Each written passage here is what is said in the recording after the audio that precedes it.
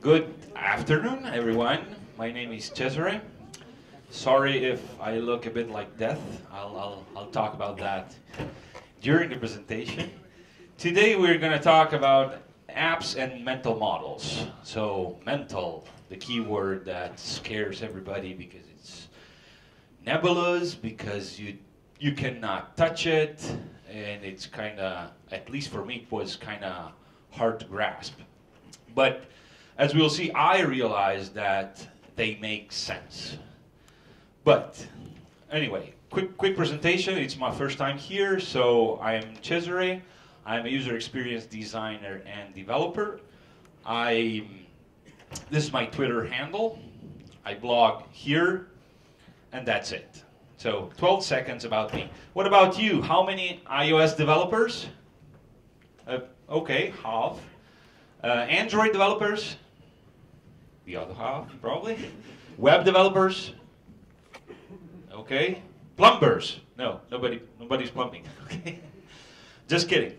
There's a little giveaway during this presentation, so you're lucky. The final prize is a ebook copy of iOS 8 by tutorials. I'm one of the guys on the Ray Wenderlich team. Ever heard of that? We write tutorials mostly about iOS. And so, how do you win the prize, the final prize? Well, you should pay attention during the presentation. I have sprinkled in the slides some red statements, which are Objective-C statements. And everything red that you see is code, which evaluates to either yes or no. So when you see a red statement in the slides, you raise your hand, you wait for me to call you, and then you can try to guess what's the right answer. And of course, at the end of the presentation, the guy or the gal with the most correct guesses wins the final prize. Okay? Let's see if you get it. Let's see. Let's start with something simple. Nobody want to venture an answer?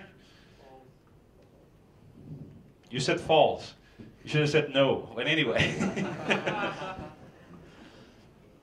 Let's try something a bit more complicated. Nobody wants to? Come on. It's a no. So we have a +1 and the +1. One more.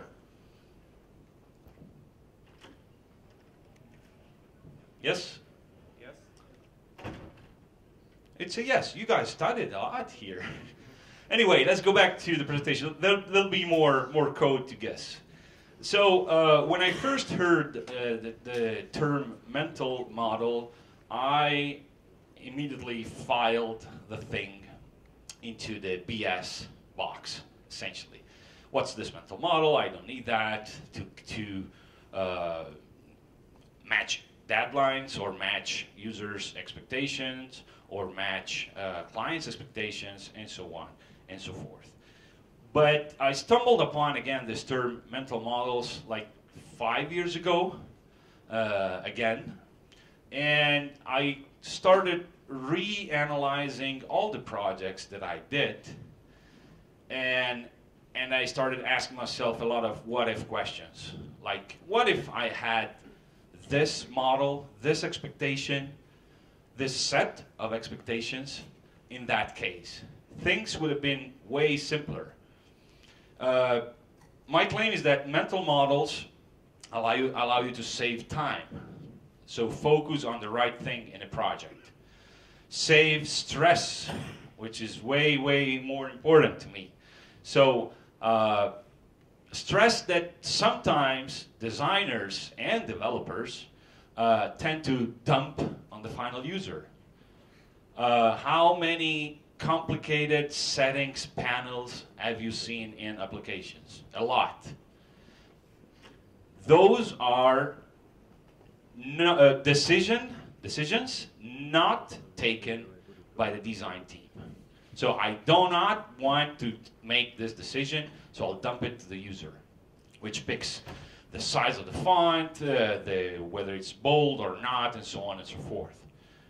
take, for example, the Mac. There's no way to change the font of the system. It's that.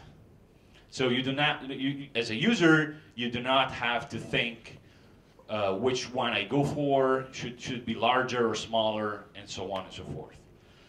Less choices is better, usually. And also rank priorities in your project. So I mentioned before, keep in mind keep in focus what matters, and leave the details out. Also, find gaps. How many people started user research, usually via personas or other approaches, and discovered gaps in the market?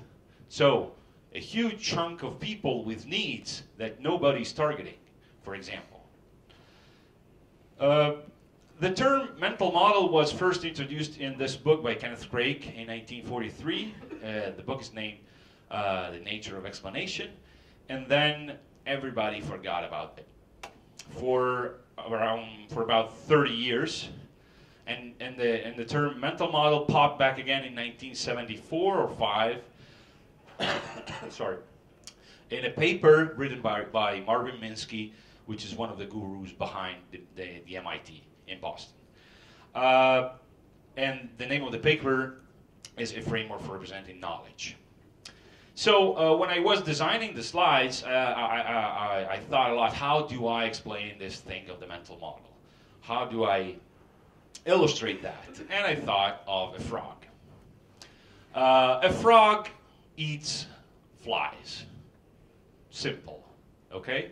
So, by the way, this example is taken from a presentation by Alan Kay that he made in the 80s to make a totally different point, but it fits, as you'll see in a few minutes. So, in the 70s, they ran some experiments on frogs. In the first set of experiments, they took cardboard, they shredded the cardboard, they made pieces big like this, so more or less the size of a fly, and they managed with wires to move the cardboard so that pieces of cardboard behaved like a fly. What they noticed is that the frog eats the cardboard and after a while dies. As a counter experiment, they've managed with some chloroform to take a bunch of flies and immobilize the flies. So the flies were still alive, but not moving. What did they notice?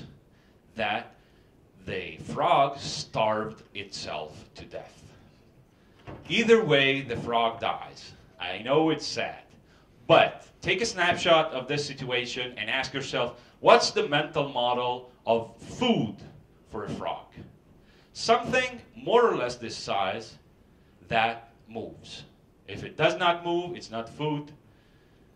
If it's bigger, it's not food, and so on and so forth. So, try to mentally translate this in a user interface. What's the mental model of a button for a user? Of a scroll view? Of a text field? Which are the expectations behind of the user with respect to these kind of components or layouts, if you like? Let's go on with some more non-software examples. When you talk about mental models, usually cars is a good example. If you are designing a car, you probably should take into account who's your target. If your target is somebody like my mother, which usually uses the car twice a week to go to the mall, so that's 1 kilometer and back, usually on Tuesday and Friday. So let's say you're in charge of designing the carburetor of this car. Probably my mother is not sensitive to the color or the performance or the size of this carburetor. Probably my mother does not even know there's a carburetor in the car. If you are designing a Ferrari, and you know a few models of Ferrari are open in the back, so you can show off, and the carburetor is there, is part of the package, then your challenge is way, way, way bigger, because that's not just a tool part of the engine, that's a necklace or a ring or a piece of overloaded with aesthetics, because everybody sees that. Okay, so same tool, exactly the same tool, but totally different goals because targets are totally different. But still, we can call it car. During this presentation, you'll also hear a few stories that will make me look stupid, but that's fine. But again, they help me to make my point. And the point specifically in this case is that people in front of an unknown situation tend to fall back to previous knowledge. So this new thing resembles an old thing, so the behavior must be the same. So when I was 10, my father bought me a typing machine, and I was super happy. And I immediately started typing my new novel. I like to write. And the mental model that I built for this typing machine was simple. You type Q, a Q shows up on a piece of paper. You type W, a W shows up in a piece of paper. At some point, you should remember the carriage return. And once you're done, you just pick up your piece of paper, and that's one page. That's all. Great. Now, a few years later, my father bought me a laptop, which I didn't know all the possibilities behind this thing. So I saw a keyboard, I saw a Q, a W. So this is a digital typing machine. Great. I can write novels on this. And it's even less noisy than the typing machine. So let's go and write a new novel, okay? The first day, perfect. Start typing, finish the novel. I didn't even have to remember the carriage return because that was automatic, so it was great. One less thing to think of. And I closed the laptop in the evening. Woke up the day after. I opened the laptop, and the novel was gone. Why is that? Because I did not save the file. Now we have autosave and backups everywhere, so it's not a problem. But at that time, my novel was gone. Why is that? Because I applied exactly the same mental model that I had derived on the typing machine to the laptop. And they are similar. They probably overlap, but they are not the same. And so my expectations were broken. So there's some sort of overlap, Q, Q, Q, Q, W, W, W, W, but it's not enough, okay, to get your novel done. So essentially what I thought was, quacks like a duck, walks like a duck, so it must be a duck, which is more or less like the behavior and the rule behind every JavaScript compiler. It's a string, then okay, let's assume it's a string. Anyway, time for a little interlude again for Objective-C. Get ready.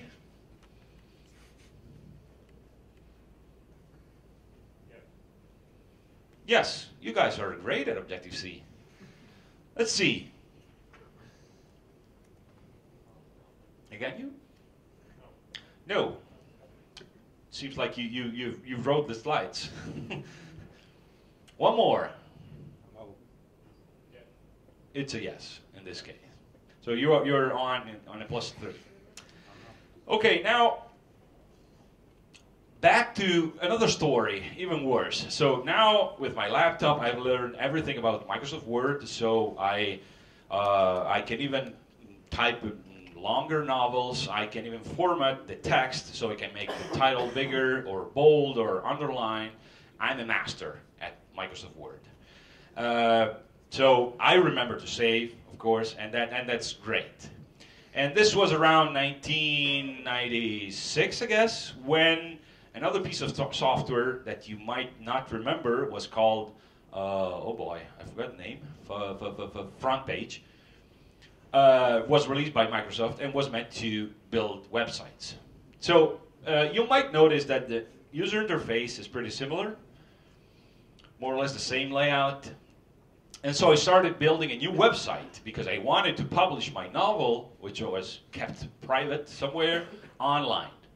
So let's start playing with this front page, write code, save, and I saw also the great possibilities of adding images. So I can even have an even a richer format for my novels. Great. Let's add an image. So pick one from the folder, put it in the document, save the document because now I'm smart, and close the front page, delete the folder, and close the laptop. Come back a day later, open up, invite your friends. Hey guys, now I have a website. And you remember my novel? Now there are images in my novel. Open up the website, there are no images. Because, of course, they are included by reference, and if you delete the folder, images are simply lost. They're not included in the document like Microsoft Word or other software nowadays. So again, same UI, different behavior. So again, I think these stories make me look stupid, but not so much in the sense that if you are not told the rules, it's kind of hard for you to discern between the nitty-gritty details of every user interface. And how many times we make these mistakes as designers or developers that do not notify something wrong in a UI to the designer team. And so again, partial overlap. And as users, we try to fix the situation. I know many people, usually secretaries in the IT, that deal every day with buggy software, and they manage to deal with it. So they find workaround, like strange combinations of keys or mouse movements to get the job done. And then when the new version comes up and fixes that, they feel like it's broken. So, and then again, because there's this partial overlap, how do you fill the gap? Of course, the ideal answer is designing better, but there are gap fillers, and we all know them. One is manuals. So tomes and tomes of manuals that nobody will ever read, but the solution to all your problems is there. You just have to find it. Or walkthroughs. So there's been a huge debate a few years ago about should I put a walkthrough in my iOS application or Android application or not. Will user take advantage of that or just skip it? And of course, marketing. Marketing fixes everything, always, because it's on another level. It's not on the action or actionable level. It just sells dreams. So summing up this part of the presentation, there's a great book by Joel Spolsky. He's the guy behind Stack Overflow and Discourse. And the title of the book should be UI for Developers. And this is a very interesting quote. User interface is well designed when a program behaves exactly how the user thought it would. But it's way easier to say that than to put that in practice. For example, let's say that you rent a car. You are used to the UI of the car. You push the gas pedal, it goes on. You push the brake pedal, it stops. You push the clutch to change gear. But if you go to the US, for example, this UI does not work anymore because 95% of cars has an automatic gear. And so the way you interact with the car is different. This gives me a chance also to introduce another aspect, which is culture. Even if I have a car, a 3-pedal car like this in the US, I'm not from the US, I'm not a citizen of the US, and when I drive there, and sometimes that happens, I rent a car to just do some sightseeing, when I drive it, I end up in the evening way, way, way more tired than when I drive back home. And the highways are more or less the same, but the point is that when I drive in the US, I do not feel home. I do not feel surrounded by the culture that I'm used to. And so all these aspects influence your product, your UI. I'm focusing on the UI in this presentation, but I strongly believe that every single aspect of a project, from the type of silicon that the CPU is built on, to the color of a thin line in the UI, impacts the final customer, the final user. So everybody along this chain is responsible: developers, IT, DevOps, designers, and so on and so forth. Also, and one other issue with designing is making rules clear. And it's not easy at all. Another short story. Back home, it's pretty sunny, unusual for October, so I enjoy biking to pick up my kid at the kindergarten. So the kindergarten has a gate. You ring a bell, you say, hey, I'm here to pick up my kid. And then there's a path, pretty short, through the garden, and then you get to the building. Okay? So the first time I went there by bike, I rang the bell. I'm here to pick up my kid. They opened the gate, and I went in by bike.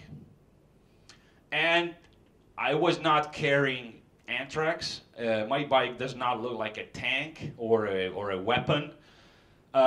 When I parked my car over here, the gate is right here, so I just biked here. I parked the bike here. The janitor opened the door and said, hey, this is the last time you get in by bike. And I felt like, oh my God, what did I do?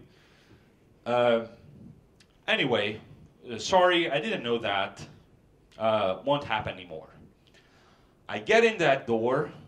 One of the teachers of my kid approaches me and says, hey, do you know that you cannot get in by bike? The janitor already told me. I'm sorry, I didn't know. Won't happen anymore. And so I was there in the lobby waiting for my kid, and the director walked by. Whose bike is that? Oh, so at that point, I couldn't take it anymore. Sorry, dear director. That's my bike. I know I'm not supposed to introduce bikes in the kindergarten. I don't know why, but I really suggest you to put a sign outside at the gate. Because getting in by bike is not threatening anybody or declaring war or stuff like that. So I felt like guilty without reason. And the point was the same. It was exactly the same. They didn't make explicit the rules in this case. Just put a sign with a bike, and they absolutely did not forbid bikes forbidden in the garden, and that's it. And again, this episode triggered a lot of thinking in my mind. How many times I've broken this thing? How many times I did not make the rules of my UI, of my application, explicit? And how many times in those situations I've made the final user feel guilty? This is very, very important. Planes. When you take a plane, and that's part of why I feel like death, At the moment, we take a plane, there are lots of details that are hidden. And personally, I don't want to know them at all. Maybe you want. Maybe you want to know the level of the fuel in the tank of the airplane. I don't. But, you know, I can think of a few engineers, friend of mine, that might come up with a UI that says show or hide the level of fuel in the airplane. Okay? Maybe this was designed on purpose because people might panic knowing this kind of details. I don't know. But again, it's all about expectation. And you can think of mental models as a cluster of expectations for your users. And that's true for everything in life, not just software or user interfaces. For example, quick story. Yesterday I took a plane from Bologna to Amsterdam, and from Amsterdam I was supposed to land in Warsaw. So that's exactly what I expected yesterday in the afternoon. So I left from Bologna, I ended up in Amsterdam. I had the 4 hours to kill, and in my mind I said, hey, Samuel lives in Amsterdam, so I should call him. But it was just, you know, a bottle in the ocean. Maybe he's busy, he'll never come. He did. So we met at the, I landed at 3. At 3:30, he was at the airport with his girlfriend talking to me. And we had beer and we chatted a lot. So you see, I had this level of expectation, and in Amsterdam it went like this. Great. And then before boarding for Warsaw, I even sent the guys an email. Hey, everything is fine. I'm gonna be there. You'll pick me up in Warsaw. No problem. And I slept during the flight. When we landed, I realized we were in Poznan. Because of the fog, we couldn't land in Warsaw. So you see that now my expectation goes this way. So we were in Poznan at 11 p.m. The captain said many, many times, hey, the weather, we're going to check the weather every 20 minutes. But now we cannot land in Warsaw because our policy is that there should be 400 meters of visibility and so on and so forth. So we stayed locked in the aircraft for an hour and a half or 2, and then the flight was canceled. And so my expectation goes this way. And then we got in the airport. Fortunately, the luggage were there. And then we discovered that they arranged the bus from Poznan to Warsaw, but the bus would come 2 hours later, so at 3 a.m. or so. So I went to the hotel. I managed to sleep 2 hours, 2 hours and a half maybe. Woke up at 6:30 in the morning, took a taxi to the station of the Polski bus, and then took the Polski bus here. So you see now that my expectation is down here. But still, I had expectations, and your customers will have expectation in front of the situation, which is your user interface. And you can model this way, if you like. Very simplified model of an application. Here it can be anything, so a web application, iOS, Internet of Things, whatever. Onion skin, there's data, there's logic, there's UI. That's what you see, you developer or design team. But the user sees this. There's UI, and there's some magic at the core, which I don't want to know about. And we are exactly the same. There's some magic in the airplane that I don't want to know about. I just want to know that from here it goes to there, hopefully. And another important thing in this drawing is the line, the vertical line. That's a kind of wall. Usually, you cannot talk to your users. And if you do, because there's an issue in the UI, it means the UI is badly designed. So, and that's why, for example, many companies are fostering a closer relationship between the Q&A team and the development team, or move people from developing team to Q&A.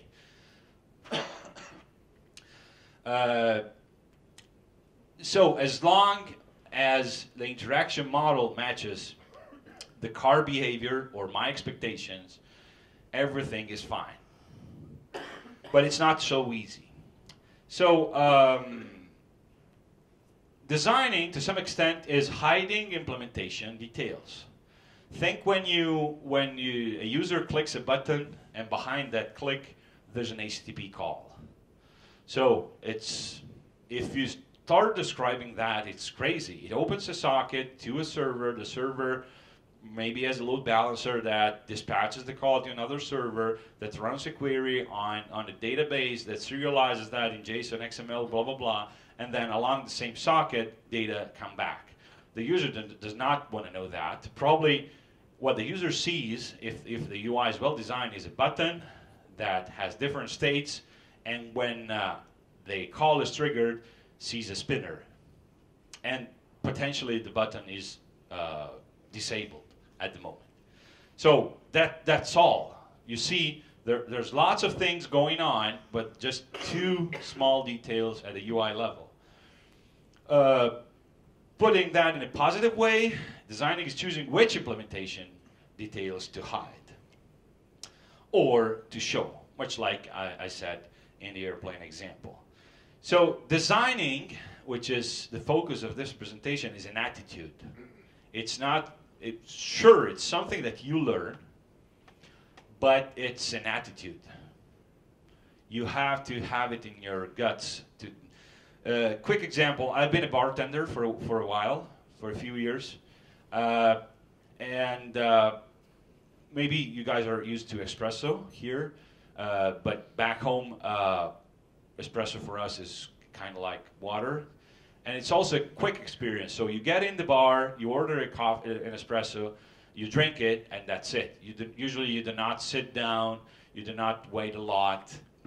So it's a very quick experience. But there's one detail that makes the difference between a good bartender and a beginner or not so good bartender. And that's the fact that when they give you the cup and they put it on the shelf, they spin the cup so that the handle on the other side is ready for you to grab with the right hand. Whereas for a bartender, it would be super, super easy to pick the cup from the machine and bring it to you like this. But you, as a customer, in front of this kind of cup, what do? You gotta spin it and then grab it. So if the cup is already this way, I know it's a small effort, but it shows that the bartender has the focus on the customer and not on himself or herself. And so, if you want to be a good designer, you should work as a bartender for a while. I'm just kidding. But the point is, it's true. There are details that matter a lot. And the customer, when the cup is already there, ready to grab, feels different. Finally, I like to think of mental models as a sort of something that you introduce in a situation. It scrambles the situation. Maybe it raises some dust or questions or doubts. And then you take out the mental models from the situation and things are better. And there's a math pun that I never got, but I think it's pretty similar to what I described now. So there's a guy that has 17 horses, and he dies. Sorry, but my stories are, everybody dies. He has three kids. So in his will, he states, 1/2 of my horses should go to my oldest kid, 1/3 to the second, and 1/9 to the third. Now, we have 17 horses, and here something's wrong. So the kids don't know which way to go, what to do, and so they call the guru, which I like to think has this face. So the guru says, hey guys, well, it's easy. I'll lend you one of my horses. So now we have a team. And guess what? 1/2 of 18 is 9. 1/3 of 18 is 6. 1/9 of 18 is 2. So 9 plus 6 plus 2 is 17. And I, as a guru, go back home with my horse.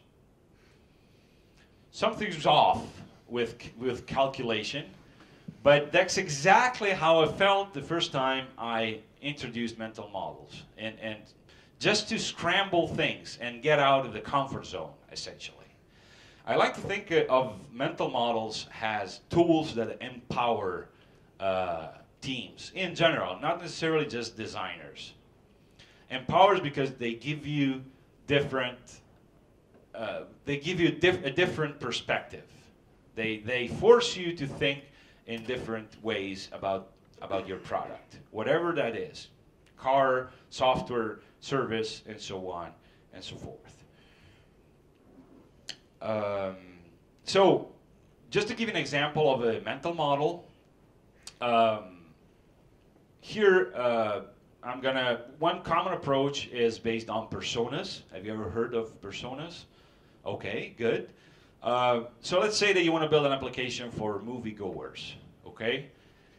And, you know, there's lots of people going to watch movies to the cinema or home, and it's, honestly, you cannot say my target is everybody going to watch movies, because that starts your problem. You're targeting too many people.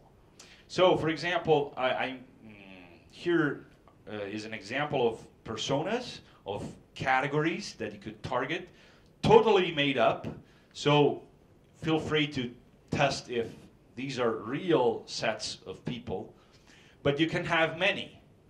For example, the social kind of guy. So goes because someone else goes. So probably the movie is not the focus of the thing. I go because my wife or my partner likes that movie, and I'm there with her, so that's enough. I don't care about whether the movie is by Scorsese or the music is great, and so on and so forth. The movie buff. So this guy is kind of crazy because gets in line under the rain for a ticket. So a fan, a very hardcore fan. And this is an extreme category of fan. So it doesn't just watch the movie, it re-watches the movie 40 times. And then after a while buys the DVD. And then in the case, think of cars or planes. If you have kids, you know what I mean. Also action figures and pajamas and everything. The movie diver, totally different. So this guy goes there because lives as if he were in the story. So probably is not interested in merchandising or other kind of things. There's also an interesting category that I discovered, and this is I think it's pretty true. Existing. It's not an empty set, and it's the facilitator. So, which goes to the movie to take someone else. So I take my kids or my nephews to the movie. So the focus for me is not the movie again. And you see, when you're in front of this kind of categories, you know, your application can change a lot. Not just simply UI-wise, but as purpose-wise. A facilitator has very different needs than the big fan. So, and if you do not reflect these kind of needs,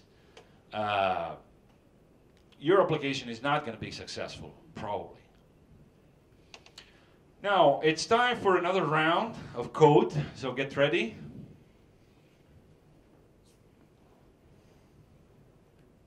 No.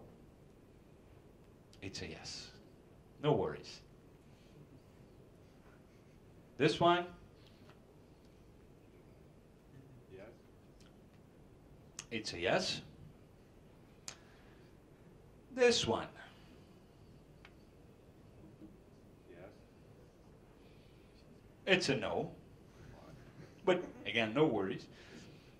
If it's any consolation, you get a compiler warning. Just word.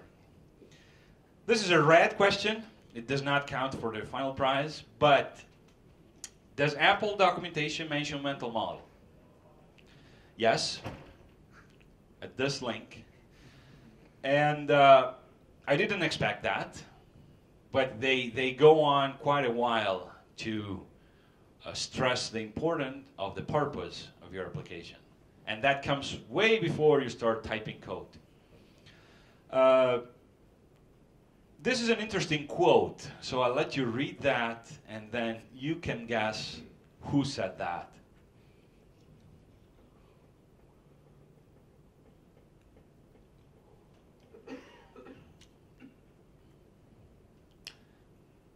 Nobody? It's a pretty known guy. It's Johnny Ive. And I think it's definitely right, because there's a lot of filling, of connecting when you're designing. This thing that at the beginning appears to be totally unrelated to this other thing, in the final product, they are shown next to each other in the UI. So there's lots of connection depending on the complexity of your applications.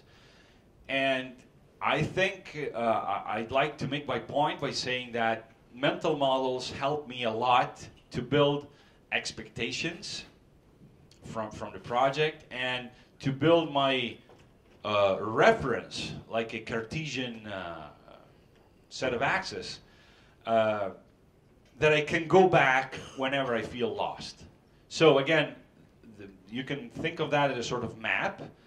The map can be wrong or outdated, but at least you have a map. So you're not simply wandering around asking yourself, why am I working on this? Shouldn't I be working on that?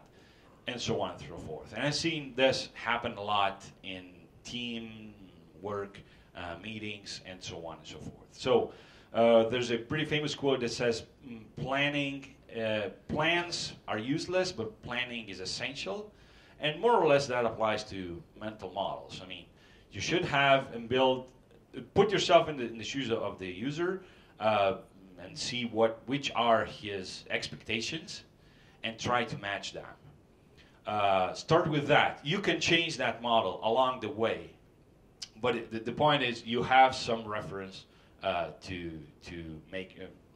go back to in case you're lost.